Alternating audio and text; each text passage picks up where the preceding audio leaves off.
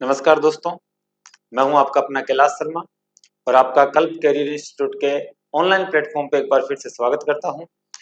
स्वागत करना यही है कि दोस्तों हम एक नई सीरीज प्रश्नों की जो स्टार्ट की है उसमें एक नए टॉपिक के साथ और 30 प्रश्नों के साथ मैं आपके सामने हाजिर हूं और ये सारे जो क्वेश्चंस है आरएसएसबी के लेटेस्ट पैटर्न पर बेस्ड है।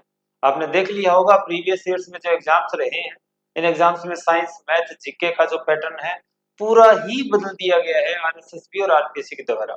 और मेजर एग्जाम्स जो है यही कंडक्ट करवा रहे हैं, जैसे कि पटवार है, सीईटी है, वीडियो है, चाहे रीट का एग्जाम हो, चाहे महिला पर्यवेक्षक हो, चाहे लेबर असिस्टेंट का एग्जाम हो, ये सारे एग्जाम ये लोग ही कंडक्ट करवा रहे हैं, चाहे फर्स्ट ग्रेड हो, सेकंड ग्रेड हो। फर्स्ट पेपर में भी जो साइंस आ रही है, इनके क्वेश्चन जो बहुत ही प्रीमियम लेवल के आ रहे हैं। जिस मटेरियल को हम पहले पढ़ते आ रहे हैं उस मटेरियल में से अब नए तरह के क्वेश्चंस बनाए जा रहे हैं, उन्हीं क्वेश्चंस पे हमें ध्यान देना जरूरी है।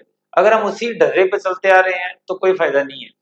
आप चाहे कितना ही पढ़ लें, उसका कोई खास फायदा दिलाने वाला नहीं है। हमें अपना पढ़ने का तरीका, हमें अपने पढ़ने का जो मटेरियल है उसको देखने का ढंग बदलना पड़ेगा दोस्तों, तभी आने वाले टाइम के अंदर या इन एग्जाम्स के अंदर हम सफल हो पाएंगे। दूसरा दोस्तों, ये जो एग्जाम्स हैं यहाँ से हम पहले जो क्वेश्चंस लेके आ रहे हैं, ये जो प्रीवियस ईयर वाले क्वेश्चंस है, ये भी वही लेटेस्ट पैटर्न पे बेस्ड है जो नए एग्जाम्स में आ सकते हैं। तो बस इसीलिए स्वागत कर रहे हैं और कुछ खास नहीं है। स्टार्ट करते हैं अपना फर्स्ट क्वेश्चन। देखिए, W1 बाहर की एक वस्तु है, W2 बाहर की एक चेन के द्वारा किसी कमरे की छत से लटकाई जाती है। कोई एक वस्तु है, ये कोई एक वस्तु है, इस वस्तु को एक चेन से लटकाया गया है, इस वस्तु का भार है W1, इस चेन का भार है W2 और ये एक छत से लटकाया गया है, ये कोई छत है। छत चेन को जिस बल से खींचती है वह है, देखो दोस्तों, भार जो होता है वह अपने आप में एक बल ही है, वह अपने आप में क्या है, एक बल है, क्योंकि ये क्या है, mg होता है भार, और यही क्या होता है, F होता है। तो वास्तव में ये न्यूटन है, क्या है, न्यूटन, जिसको बोलते हैं भार का मतलब मात्रक, भार मतलब न्यूटन कहने का मतलब एक तरह का बल है। तो W1 भी एक तरह का बल है, W2 भी एक बल है और संतुलित है, क्या खींचती है, लटकाई जा रही है, देखो लटकाई जा रही है, ऐसे गिर थोड़ी गई या ऊपर थोड़ी जा रही है, ऐसा कुछ नहीं है, मतलब संतुलित अवस्था में है। संतुलित अवस्था में है तो जितना बल W1 प्लस W2 नीचे लग रहा है उतना ही वो ऊपर लगा रही है, इसीलिए तो वो संतुलित अवस्था में है। अगर ये बल ज्यादा होता तो नीचे गिर जाती है, अगर ऊपर वाला बल ज्यादा होता तो ऊपर चला जाता। इसका मतलब W1 प्लस W2 यही बल किसके द्वारा लगाया जा रहा है, छत के द्वारा लगाया जा रहा है। ये समझना होगा आपको, बहुत आसान क्वेश्चन है बट ट्रिकी क्वेश्चन है। मैंने आपको बता दिया दोस्तों कि मटेरियल जो है वो काफी प्रीमियम आने वाला है।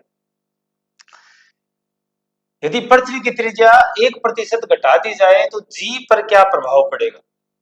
जी मतलब ग्रेविटेशनल एक्सीलरेशन, गुरुत्वीय त्वरण जी, और जी होता है क्या, जी कहां से हम निकाल सकते हैं, F इक्वल टू क्या होता है, ग्रेविटेशनल फोर्स क्या होता है, G M upon R square, और F इक्वल टू क्या होता है, एम जी। दोनों को हम इक्वल कर देते हैं, इन दोनों को इक्वल करेंगे तो एम से एम कैंसिल हो जाएगा, एम से एम क्या हो जाएगा, कैंसिल हो जाएगा, और जी इक्वल टू क्या हो जाएगा, G M upon R square, क्या हो जाएगा, G M upon R square. R क्या हो रही है, कम हो रही है, तो ऑब्वियसली सी बात है, अगर आर कम हो रही है तो जी क्या हो जाएगा, बढ़ जाएगा, तो जी क्या हो जाएगा, बढ़ जाएगा, जी ग्रेविटेशनल एक्सीलरेशन बढ़ेगा। दूसरे वाला जो जी है बड़े वाला, यह नियतांक है। एक बल F किसी क्षेत्रफल A पर लग रहा है, बल को आधा कर दिया गया, क्षेत्रफल को दुगना कर दिया गया, तो दाब, प्रारंभिक दाब क्या होगा। एक बल है जो किसी क्षेत्रफल पर लग रहा है, इसका मतलब जो दाब है, इसने दाब की बात की, दाब मतलब P इक्वल टू क्या है, F upon A, F upon A, ठीक है।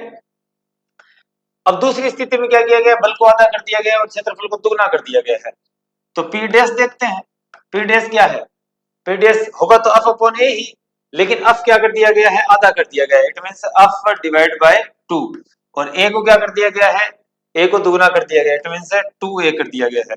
तो P dash is equal to F upon 2 into 2A, और P dash is equal to F upon 4A। तो F अपॉन A क्या है, P, इसका मतलब P dash is equal to P upon 4, तो पहले का क्या हो जाएगा, एक चौथाई, क्या हो जाएगा, एक चौथाई। प्रीवियस ईयर से में आए हुए एग्जाम है, काफी बढ़िया एग्जाम है, पात्रता में आया हुआ प्रश्न है ये। एक कण पर अचर परिणाम का, अचर मतलब जो बदल नहीं रहा, अचर मतलब जो बदलता है, अचर मतलब बदल नहीं रहा, अचर परिणाम का एक बल लगाया जा रहा है, मतलब यह बल बदल नहीं रहा है, जो कण के वेग के हमेशा लंबवत होता है, कण के वेग के हमेशा लंबवत होता है, यानी कि ये कण है, ये इस दिशा में क्या है, वेग कर रहा, वेग इसका मतलब गति कर रहा है, तो इसके लंबवत कोई बल लगाया जा रहा है। कण की गति एक तल में है, कण की गति एक तल में है, इस गति में कौन सी राशियां अचर होगी, यानी जो बदलेगी नहीं। देखते हैं वेग, अच्छा वेग जिस दिशा में है उसके लंबवत कौन है, इसके लंबवत बल लग रहा है, तो ऑब्वियसली बात है वेग बदलेगा, तो ये तो अचर नहीं हो सकता। गतिज ऊर्जा, बिल्कुल गतिज ऊर्जा कभी भी नहीं बदलेगी, गतिज ऊर्जा जो है वो नहीं बदलने वाली। वेग और गतिज ऊर्जा, नहीं नहीं, वेग पे वापस, वेग पे क्या लग रहा है, बल लगाया जा रहा है, इस वजह से वेग बदलेगा। वेग क्या है, एक वेक्टर है, यानी सदिश राशि है, तो अगर इसकी दिशा भी बदलती है तो वेग का परिणाम बदल चुका है। केवल त्वरण, त्वरण नहीं दोस्तों, केवल गतिज ऊर्जा, त्वरण तो, अच्छा त्वरण और वेग में तो कोई डिफरेंस ही नहीं रहा, अगर वेग बदलेगा तो त्वरण अपने आप बदल जाएगा, तो केवल गतिज ऊर्जा, इसका उत्तर क्या होगा, केवल गतिज ऊर्जा होगी, ध्यान रखना इस बात का, अक्षर केवल गतिज ऊर्जा है। बल का मात्रक है, बल का मात्रक हमने न्यूटन पढ़ा है, डाइन पढ़ा है, बट यहाँ क्या है, न्यूटन ही है एक तरह से, लेकिन आपको इस तरह से फोर्स किसी का भी मात्रक पूछा जा सकता है, तो आपको ध्यान होना चाहिए। फोर्स क्या होता है, एम ए, एम मतलब द्रव्यमान, द्रव्यमान का मात्रक क्या होता है, केजी, और ए मतलब एक्सीलरेशन, एक्सीलरेशन का क्या होता है, मीटर पर सेकंड स्क्वायर, मीटर पर सेकंड स्क्वायर, तो केजी प्रति मीटर सेकंड स्क्वायर, नहीं नहीं, ये वाला है, ये वाला केजी मीटर प्रति सेकंड स्क्वायर। शरीर का वजन पृथ्वी की सतह पर सभी जगह एक समान होता है, ध्रुवों पर अधिकतम होता है, विषुवत रेखा पर अधिकतम होता है, ये देखिए, ये अपनी पृथ्वी, ये अपने क्या है, ध्रुव, पोल, नॉर्थ पोल, और ये साउथ पोल, और ये विषुवत रेखा जिसे हम क्या कहते हैं, भूमध्य रेखा, कौन सी रेखा, भूमध्य रेखा या विषुवत रेखा।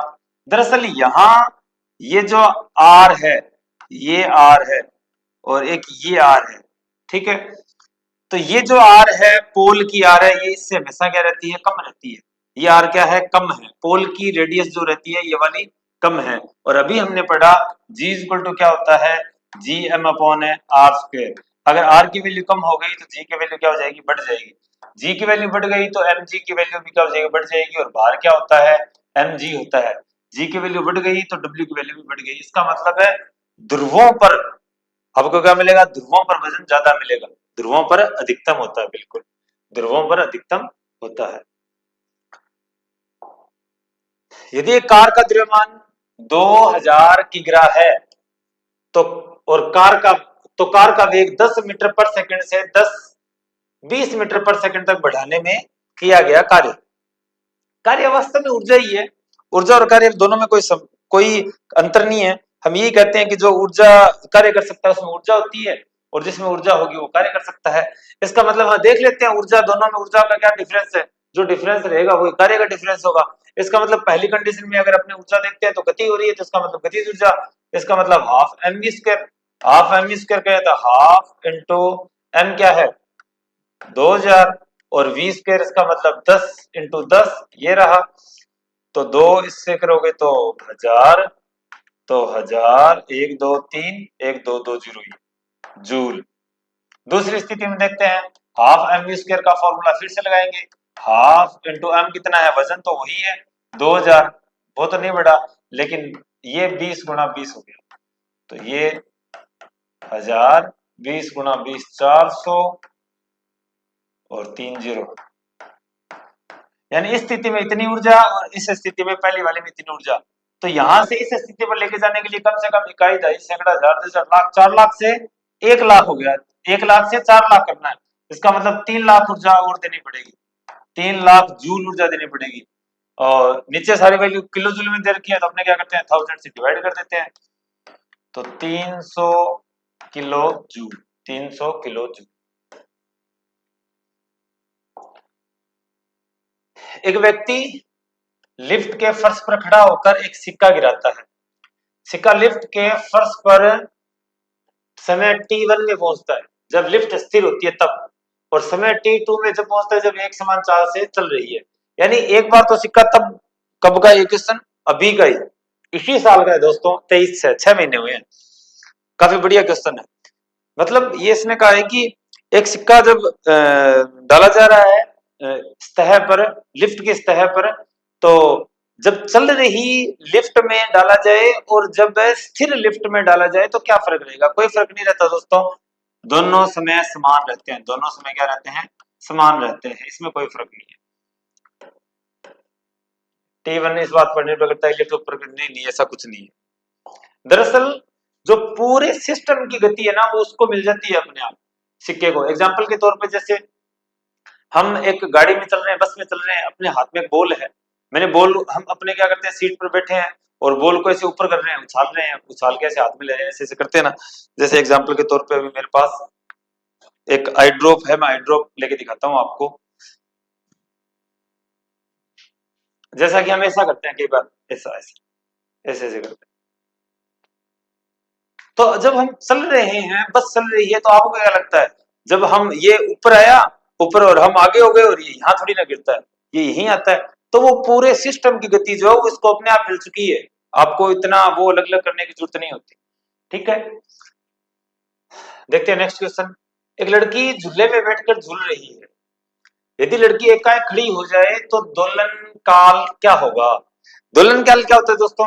t is equal to 2 pi root of l upon g। It means t is directly proportional to root of l। ये तो स्पेसिफिक कैलकुलेशन के लिए काम आता है, लेकिन हमें तो यहाँ कम ज्यादा बताना है। तो लेंथ अगर बढ़ेगी तो टाइम भी बढ़ेगा, लेंथ अगर कम होगी तो टाइम भी कम होगा। अब लड़की जो है वो झूले पे बैठी थी, पहले तो यहाँ बैठी थी, तो झूले की लंबाई यहाँ ये मानी जाएगी। अब वो खड़ी हो गई, खड़ी होने पे झूले की लंबाई तो यही मानी गई, इसका मतलब लेंथ कम होगी, लेंथ कम होगी तो टाइम पीरियड अपने आप कम हो जाएगा, तो दोलन काल क्या हो जाएगा? कम हो जाएगा। दरअसल इसकी जो लंबाई है, इसकी हाइट जो है, वो वहां झूला जो है उसके हिसाब से डिपेंड कर रहा है। रेखीय गति में नियत चाल से गतिशील, नियत चाल से गतिशील किसी वस्तु की गति को दर्शाने वाले सही दूरी समय ग्राफ है। नियत चाल है, नियत चाल है इसका मतलब एक समान समय में समान दूरी तय की जा रही है। पहले 10 सेकंड के अंदर 10 मीटर की दूरी है तो दूसरे 10 सेकंड में भी 10 मीटर की ही दूरी तय की जाएगी।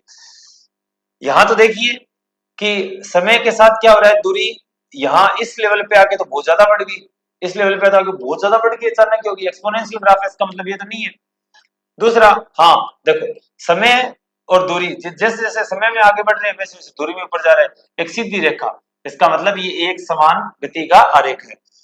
यहाँ इसमें देखो दूरी नहीं बढ़ रही है, आप समय में आगे जा रहे हैं तो दूरी वही है, ये तो रुकी हुई वस्तु का है। ठीक है, नेक्स्ट, यहां से उसने स्टार्ट की है दूरी, मतलब यहां से उसने स्टार्ट की है, रेखा तो एक समान ही, एक सीधी रेखा है, इसका मतलब 2 नंबर और 4 नंबर, 2 नंबर और 4 नंबर। काफी बढ़िया क्वेश्चन है दोस्तों, 2 नंबर और 4 नंबर। फोटोवोल्टिक संबंधित है, फोटोवोल्टिक सेल। दरअसल फोटोवोल्टिक जो है ये क्या है? ये सौर ऊर्जा से संबंधित है, जो सोलर पैनल है, सौर सेल है। फोटोवोल्टिक को क्या कहते हैं आजकल? सौर सेल कहते हैं। क्या कहते हैं?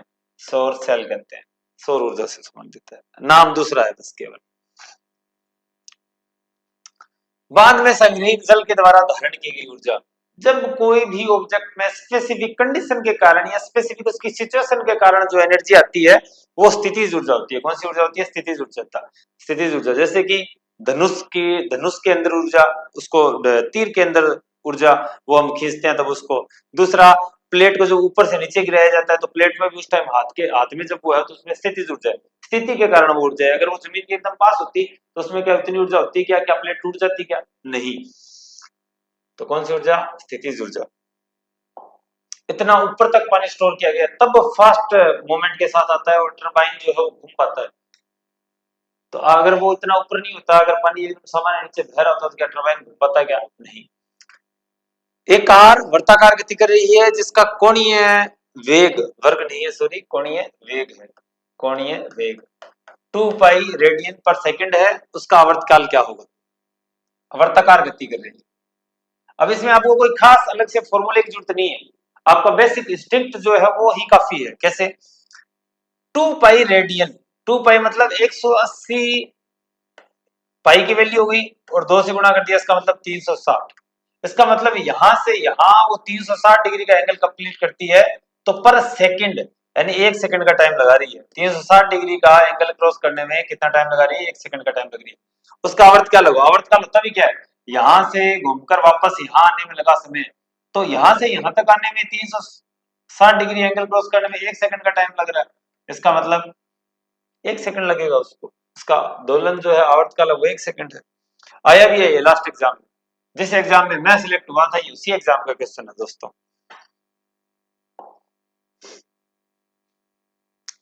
एक 2 केजी द्रव्यमान के पिंड में विद्यमान ऊर्जा होगी जब उसे धरती से 5 मीटर की ऊंचाई पर रखा गया हो।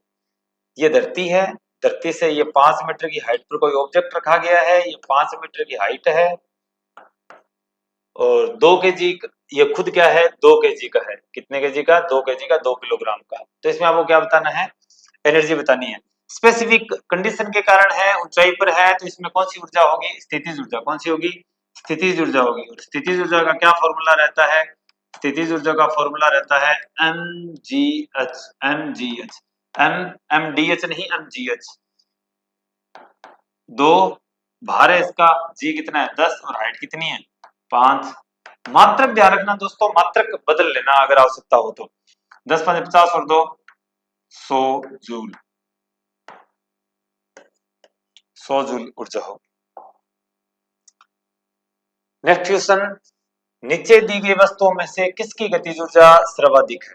देखिए फॉर्मूला हाफ mv स्क्वायर, यही है। द्रव्यमान m, चाल v, इसके लिए mv स्क्वायर होगी। दूसरे के लिए, इसके लिए देखते हैं, हाफ m की वैल्यू कितनी है? 3m और v की वैल्यू कितनी है?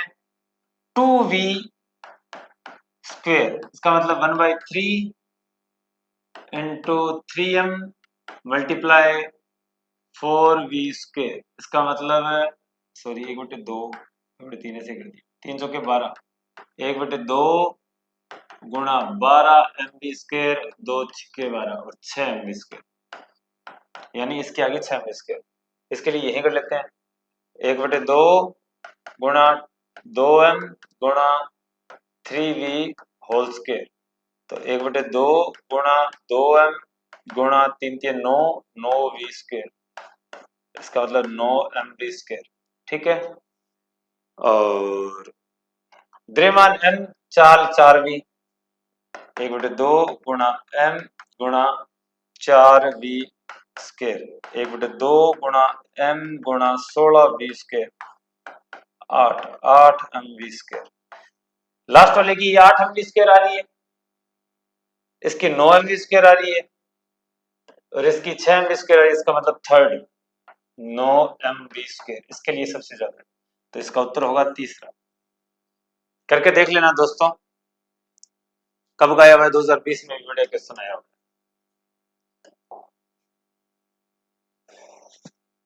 पुलिस द्वारा अति तीव्र गति से चलने वाले वाहनों को पकड़ने के लिए यंत्र निम्न में से किस पर आधारित है? सबसे ज्यादा आज के टाइम में जेन जी या फिर लोग जिससे ज्यादा सबसे ज्यादा परेशान है वही है। वो स्पीड रखते हैं और आगे वाले वो इंटरसेप्टर वाले रहते हैं और वो कैच किया, कैच करने के बाद घर पे चलाना रहता है उनका ऑनलाइन। दरअसल ये होता है डॉपलर प्रभाव की वजह से। किसकी वजह से? डॉपलर प्रभाव की वजह से। डॉपलर प्रभाव क्या कहता है? जैसे कि मान लिया कि ये कोई एक साउंड का सोर्स है। क्या है ये? साउंड सोर्स है। क्या है? साउंड सोर्स है। साउंड सोर्स से ये आप यहाँ खड़े हैं, यहाँ इसकी कोई आवाज आ रही है, इसने कोई साउंड प्रोड्यूस की है। अब अगर इन दोनों में गति हो रही है, सापेक्ष गति। कौन सी गति? सापेक्ष गति। सापेक्ष गति किसको बोलते हैं? कि ये चाहे ना गति करे, ये स्थिर रहे, इसके आगे पीछे मूव करे, ये स्थिर रहे, ये आगे पीछे मूव करे, मतलब दोनों में एक दूसरे में कुछ ना कुछ दूरी कम ज्यादा होनी चाहिए। तो अगर ऐसा होता है तो इसकी जो मूल आवृत्ति है, इस साउंड की जो मूल आवृत्ति है, उस आवृत्ति से आवृत्ति जो है वो कोई कम ज्यादा हो जाएगी। चाहे वो कम हो चाहे वो ज्यादा हो, वो इसके मोमेंट के आधार पर होगा। यही वास्तव में डॉपलर प्रभाव होता है। डॉपलर प्रभाव का यूज इसी में किया जाता है पुलिस वाले करते हैं। लेंज का नियम परिणाम है। लेंज का नियम जो है वो किसका परिणाम है? बढ़िया क्वेश्चन है, अगर आपने नहीं पढ़ा है तो। वास्तव में ऊर्जा के संरक्षण का है। किसके संरक्षण का है? ऊर्जा के संरक्षण का। लेकिन अगर हम गौर करते हैं तो ये इससे मतलब आवेश के संरक्षण का जैसा लगता है, क्योंकि जिस लेसन में हम पढ़ते हैं +2 के अंदर फिजिक्स में, वहां आवेशों की बात की जाती है। दरअसल लेंज का नियम है क्या? लेंज का नियम कहता है कि जब कोई इस तरह की कुंडली है, यहाँ गैल्वेनोमीटर, और यहाँ इसके पास है कोई चुंबक लाई जा रही है, तो चुंबक में से क्या निकलती है? फ्लक्स निकलती है, मैग्नेटिक फ्लक्स। और ये फ्लक्स जो है, अगर आप ये मोमेंट कर रही है, फ्लक्स क्या कर रही है? मोमेंट कर रही है। अगर ये मोमेंट कर रही है यानी इधर उधर मूव कर रही है, तो इधर उधर मूव कर रही है तो इस कुंडली से प्रति सेकंड प्रवाहित होने वाली फ्लक्स की संख्या जो परिवर्तित हो रही है, इसकी वजह से इसके अंदर धारा पैदा होगी। ये तो हो गया सामान्य बात, चुंबकीय प्रेरण का सिद्धांत, कि यहाँ इसकी वजह से धारा पैदा होगी। लेकिन धारा की दिशा क्या होगी? धारा की दिशा वह होगी जिसकी वजह से इसमें विद्युत धारा पैदा हुई है, उसका विरोध करते हुए। ये है लेंज का नियम। किसका नियम? लेंज का नियम। अगर आप और थोड़ा जानना चाहें तो मैं आपको बता सकता हूं कि अगर ये जैसे मान लो फ्लक्स अंदर आ रही है, क्या हो रही है? फ्लक्स है अंदर आ रही है। सामान्य दिशा अगर ज्ञात करनी हो तो किस तरह? एक तो हो गया जब ये इस तरफ मूवमेंट कर रहा है आपकी चुंबक ए स्थिति में, और बी स्थिति में जब ये बाहर की ओर मूव कर रही है। जब ए वाली स्थिति की बात मैं करूं, ए वाली की स्थिति बात करूं, यानी कि अब मैग्नेटिक फ्लक्स बढ़ रही है तो इसके अंदर धारा की दिशा वो होगी जिससे कि इसमें कम हो, धारा की दिशा क्या हो? कम हो। और कम को आप याद इस रखते हैं, अन मतलब निकलना, अन मतलब निकलना, तो धारा की दिशा ये रहने वाली है।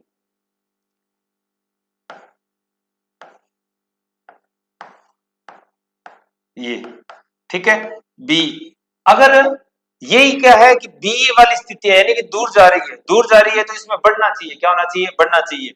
अगर बढ़ेगा, बढ़ने की वजह से जो धारा होनी चाहिए वो दिशा इसकी होगी, तो यहाँ अस, उस टाइम क्या होगा? अस, अस होगा। तो बस ये तो सामान्य ऐसा ट्रिक मान लो दोस्तों, और कुछ खास नहीं है, लेकिन पूछा जा सकता है तो उस टाइम धारा की दिशा ये रहने वाली है। तो ये धारा की दिशा इससे ज्ञात की जा सकती है, ऊर्जा संरक्षण का ये नियम है। बढ़िया प्रश्न है।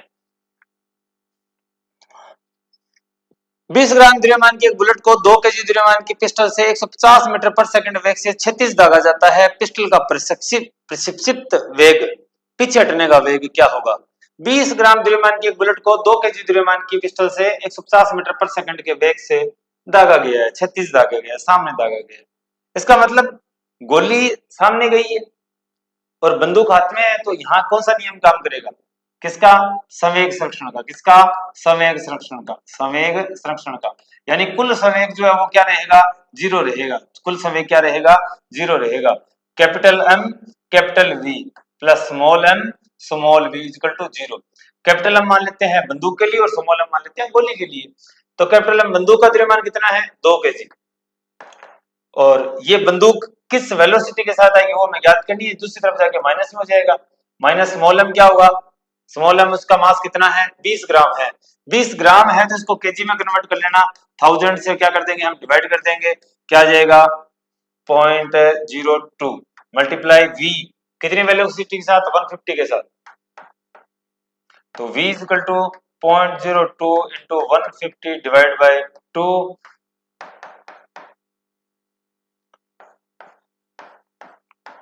1.5 मीटर पर सेकंड, 1.5 मीटर पर सेकंड। ये रहा, और माइनस, ये रहा माइनस, यानी माइनस बता रहा है अपोजिट डायरेक्शन को, उल्टी डायरेक्शन में आएगी। 1 किलोवाट ऊर्जा की वाणिज्यिक इकाई को जल का जूल में मान है। जूल क्या होता है? जूल होता है वाट, वाट गुणा सेकंड, वाट गुणा सेकंड, वाट गुणा सेकंड। और यहाँ अपने को क्या है? किलोवाट गिवन है। किलोवाट गिवन है तो इसका मतलब क्या करना है? हमें किलोवाट को वाट सेकंड में करना है। किलोवाट को वाट में कन्वर्ट करेंगे तो क्या हो जाएगा? 1000 लग जाएगा। और आर को सेकंड में मल्टीप्लाई करेंगे, कन्वर्ट करेंगे तो क्या हो जाएगा? 3600। क्या हो जाएगा? 3600। तो 36 1 2 3 4 5, 1 2 3 4 5 जूल हो गया। अच्छा, पॉइंट में वैसे क्यों रहेगा? तो 1 2 3 4 5, 36 गुणा 10 की घात 5 या फिर 3.6 गुणा 10 की घात 6।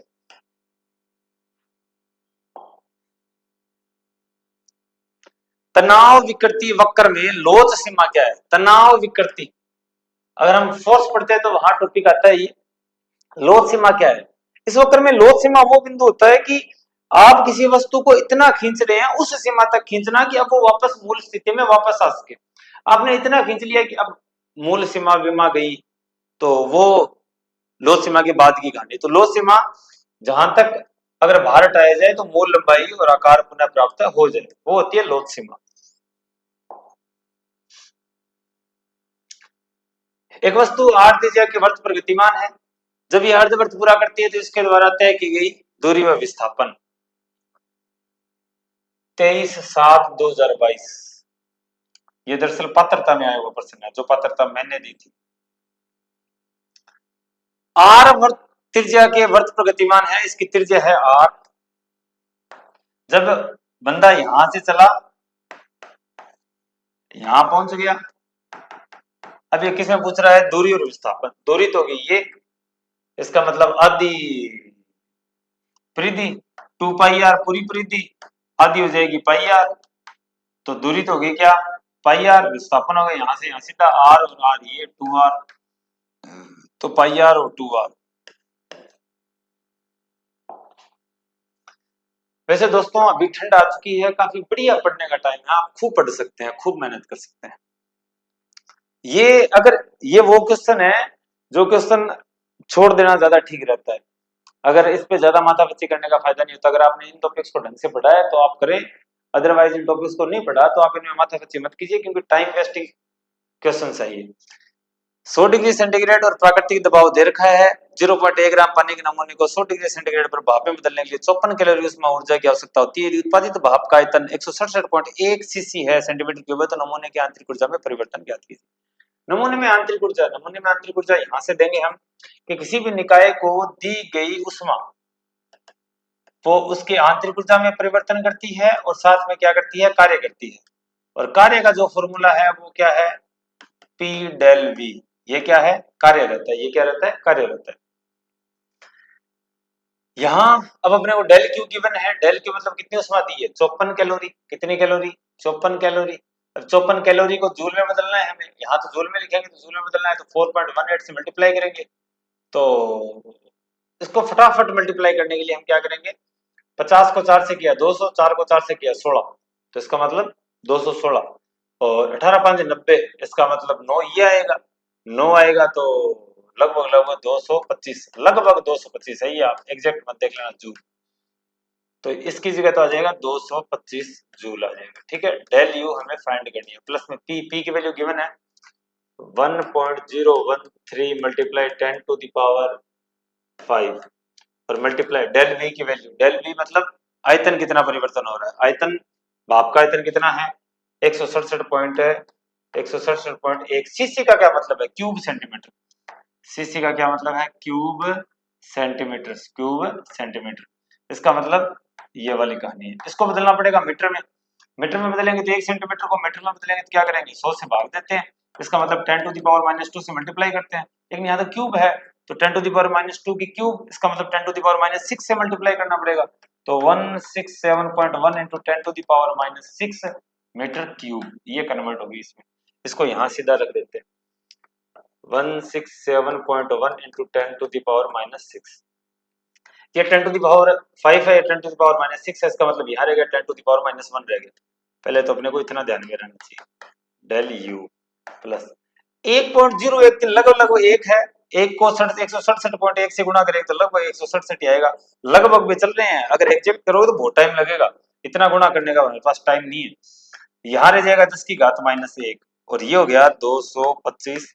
अगर आप इसको इससे गुणा करोगे तो हो जाएगा 16.7 -16.7, इस तरह का माइनस हो जाएगा डेल यू, और ये आप माइनस करोगे तो 209.7 208.3 जूल। ये इसके सबसे नजदीक है, यही उत्तर होगा। बढ़िया क्वेश्चन है दोस्तों। किस में आया था? ये सीटी में आया था। आपको लगता है क्या सीटी वाले कर पाएंगे इसको? बेचारे साइंस में दिए है वो भी। ये मेरे जिस क्वेश्चन को मैंने किया था, मेरे सिलेक्शन का टाइम का, बोर के परमाणु मॉडल में निम्न में से h/2 का पूर्णांक गुणज है। h/2 कोणीय संवेग का होता है दोस्तों। यहाँ तो वो भी देखने की जरूरत नहीं, ऑप्शन कोणीय संवेग यानी mvr h/2 का टोटल मल्टीपल होना चाहिए, उन्हीं में इलेक्ट्रॉन मूव करते हुए मिलेंगे आपको या मिलेंगे इलेक्ट्रॉन। 100 केजी द्रव्यमान की एक कार का वेग 36 किलोमीटर से 54 किलोमीटर पर आवर बढ़ाने में किया गया कार्य। यहाँ आएगी वापस क्या वही कहानी कि वहां काइनेटिक एनर्जी क्या है 36 किलोमीटर के टाइम, 54 के टाइम काइनेटिक एनर्जी क्या है, और जितनी एनर्जी वहां है उससे यहाँ तक लाने में कितनी एनर्जी और जरूरत पड़ेगी, उसी से हम क्या कर देंगे ये कहानी कर देंगे। इसका मतलब 1000 तो है ही, बट 36 को हम क्या कर लेते हैं पहले, 36 किलोमीटर पर आवर है, 36 किलोमीटर पर आवर है, तो इसको मैं कन्वर्ट कर लेता हूँ मीटर पर सेकंड में। 36 गुणा किलोमीटर को मीटर में करेंगे तो 1000 से गुणा करेंगे, और आर को सेकंड में करेंगे तो इसको भी क्या करेंगे 3600 से गुणा करेंगे, तो ये हो गया मीटर पर सेकंड। इसका मतलब 10 मीटर पर सेकंड। अब 54 को कर लो, 54 को सेम कहानी है, मीटर को किलोमीटर को मीटर में किया और इसको किया सेकंड में। 18 2 36, 18 3 54, 2 5 10, 5 3 15, इसका मतलब 15 मीटर पर सेकंड स्क्वायर। ये इसकी क्या आ गई, सॉरी 15 मीटर पर सेकंड इसकी चाल आ गई। हाफ एम स्क्वायर होता है, हाफ एम स्क्वायर, एम लिख दिया, वी स्क्वायर लिखना है, इसका मतलब वी क्या है 10 है, 10 गुणा 10, 2 5 50,000 जूल एनर्जी। और दूसरे केस के अंदर द्रव्यमान तो सेम है, फॉर्मूला लगा रहा हूं मैं half M square, formula mass तो सेम है, और वेलोसिटी आ गई 15, 2 500, ठीक है, 15 को 15 से किया 225, और 225 को 5 से गुणा किया, 225 को 5 से गुणा किया, 5 5 25, 5 2 12, 5 2 11, और कितने लगा देना 2 जीरो, यानी 1,12,500 जूल। तो यहाँ 50,000 जूल है, यहाँ 1,12,500 जूल है, कितनी एनर्जी और चाहिए 62,500 जूल एनर्जी और चाहिए। किलो जूल में क्या बना है, 1000 से क्या कर दो डिवाइड कर दो, 62.5 किलो जूल, 62.5 किलो जूल। देखो ये रहा। नेक्स्ट क्वेश्चन, 4 केजी द्रव्यमान की एक वस्तु किसी घर्षणहीन है 36 पर 4 मीटर पर सेकंड के नियत वेग से फिसल रही है, इस वस्तु की इसी वेग से गतिमान बनाए रखने के लिए आवश्यक। अरे वही, और ये देखो कितना बढ़िया क्वेश्चन है,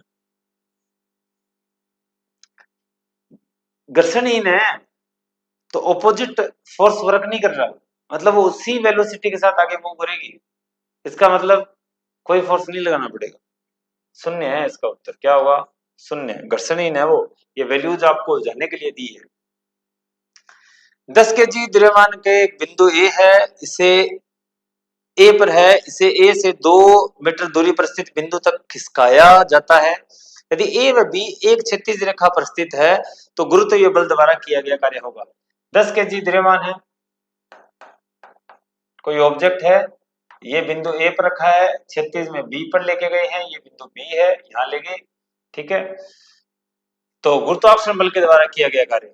गुरुत्वीय बल तो नीचे की ओर मूव कर रहा है, नीचे नीचे की ओर अगर कार्य होगा तो वो गुरुत्वीय बल करेगा, लेकिन ये तो क्षैतिज की ओर सीधा गया है, इसने बताया ही नहीं कि टेढ़ा गया है, कोई थीटा पे गया है, नीचे की ओर मूव ही नहीं कर रहा, तो इसकी वजह से तो कोई कार्य नहीं हुआ, शून्य कार्य।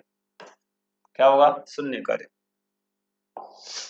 28th क्वेश्चन, ओटीईसी का पूरा नाम ocean thermal energy conversion, ocean thermal energy conversion 10th class में आता है ये। नेक्स्ट क्वेश्चन, टेलीफोन अभिग्राह में, टेलीफोन अभिग्राह में, टेलीफोन में क्या होता है कि जैसे यहाँ कोई एक इंसान है, उसके पास एक फोन है, फोन है, तो ये यहाँ से जब बोलेगा मतलब ये क्या देगा इसको, ध्वनि ऊर्जा, कौन सी ऊर्जा, ध्वनि ऊर्जा, ये उसको बदल देगा किसमें, विद्युत ऊर्जा में, किसमें, विद्युत ऊर्जा में। अब यहाँ से वायर के थ्रू एक दूसरा बंदा है जो क्या कर रहा है, इसको सुन रहा है अपने कान में लगा के, तो यहाँ आई इसके पास कौन सी ऊर्जा, विद्युत ऊर्जा, ये वापस इसको किस में बदल जाएगा, ध्वनि ऊर्जा में। अभिग्राही मतलब सुनने वाला, विद्युत ऊर्जा से ध्वनि ऊर्जा में हो रहेगा, विद्युत ऊर्जा ध्वनि ऊर्जा में परिवर्तित होती है। देख लो, ध्वनि ऊर्जा विद्युत ऊर्जा में, विद्युत ऊर्जा ध्वनि ऊर्जा में। अभिग्राही की बात चल रही है, यानी इसकी बात चल रही है, तो ध्वनि ऊर्जा विद्युत ऊर्जा ध्वनि ऊर्जा में कन्वर्ट होगी।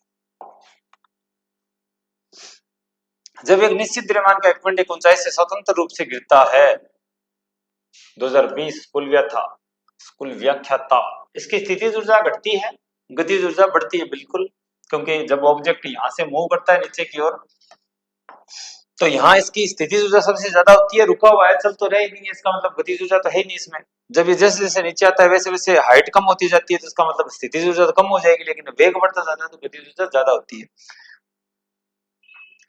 इसकी स्थितिज ऊर्जा घटती है, गतिज ऊर्जा बढ़ती है, बिल्कुल सही है। इसकी स्थितिज ऊर्जा बढ़ती है, गतिज ऊर्जा गलत है। इसकी स्थितिज ऊर्जा और गतिज ऊर्जा दोनों बढ़ती है, गलत है, दोनों गलत है। पहला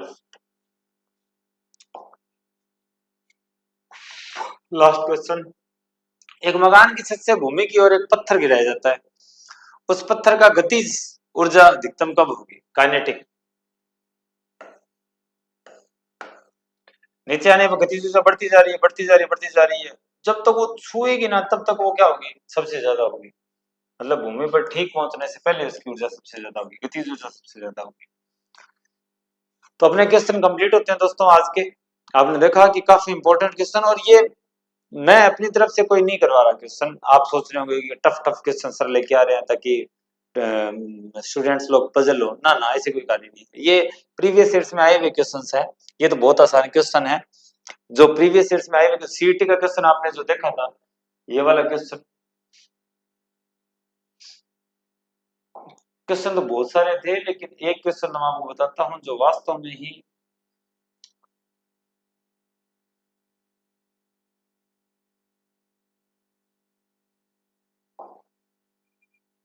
ये तो मैंने शॉर्ट्स में भी करवाया था। ये वाला क्वेश्चन जो भी ओपन होगा, ये वाला क्वेश्चन मैंने शॉर्ट्स में करवाया था, ये आप देख लो, सीईटी में आया हुआ क्वेश्चन है। लेंज का नियम, डॉपलर प्रभाव, ये सारे के सारे बढ़िया क्वेश्चन है दोस्तों, सारे के सारे बढ़िया क्वेश्चन। अगर आपने ढंग से नहीं किया ना तो ना,